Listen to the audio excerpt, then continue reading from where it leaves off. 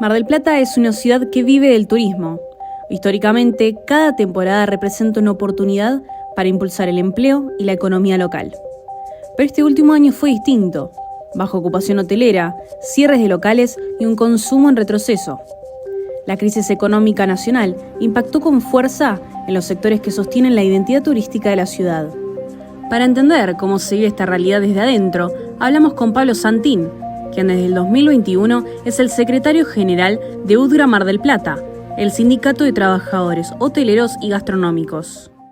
Es un año donde se notó muchísimo la baja de turismo. Nosotros veníamos de lo que es una pandemia que todos conocemos, que fue muy dura, que generó en términos de estadística las peores estadísticas de los últimos 10 años, y sin embargo pasamos a un post-pandemia que pasó a ser una estadística mejor que la otra. Esta temporada que atravesamos y la anterior fueron las peores. Esta fue la peor de los últimos 10 años, una temporada que no pasó una ocupación global en toda la temporada del 70%, no lo superó, donde todos los fines de semana hubo hoteles disponibles. Después se siente muchísimo en invierno. En invierno nosotros, mal que mal, en todo lo que fue pospandemia se trabajó extraordinario. Sin embargo, ahora venimos de tener un invierno de los peores de los últimos 10 años, incluso se ve muy impactado en la baja de registración laboral, y ahora estamos convencidos de que lamentablemente vamos a tener un invierno duro en nuestra actividad. Ya se está sintiendo. El último fin de semana, por ejemplo, no tuvimos más de un 30% de ocupación en la hotelería. Semana Santa, que históricamente explota en Mar del Plata,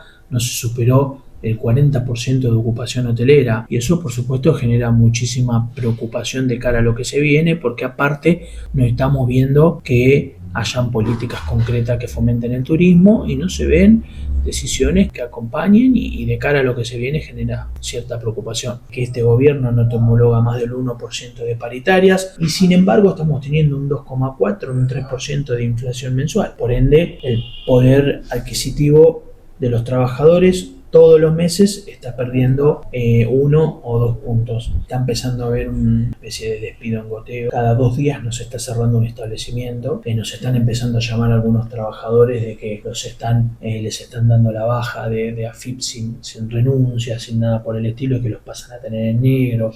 Desde que asumió este gobierno se está hablando muchísimo con respecto a la reforma laboral para poder generar puestos de trabajo. Se habló de la ley bases, algo que tanto se debatió en su momento. Salió la ley bases, implementaron una especie de reforma laboral en esa ley bases y no generaron un solo puesto de trabajo de empleo privado. Estamos notando que hay medidas que deberían tomar y que no toman. Hoy es muy caro sostener un empleado. El problema más grande está en las cargas patronales, en el IVA, en todo lo que significa tener un empleado en blanco. Entonces yo creo que una de las primeras medidas que tenemos que plantear es una reforma fiscal, una reforma tributaria, en incentivar al empleador. El trabajador está sufriendo muchísimo, porque como mínimo hoy se habla mucho, y estos últimos tiempos se instaló mucho la palabra libertad de todo, libertad de esto, libertad de aquello, y los últimos que tienen libertad son los trabajadores. Por ahí los que sufren un poco más son todos aquellos que llevan adelante hoteles y alojamientos, sobre todo 1 estrella, 2 estrellas, que tienden como a desaparecer, y que aparte trabajaban históricamente con paquetes turísticos y que ahora están hasta perdiendo ese nivel de consumo. Y ahí es donde nos preocupa un poco, porque hay hoteles que antes en invierno subsistían, ahora optan por cerrar.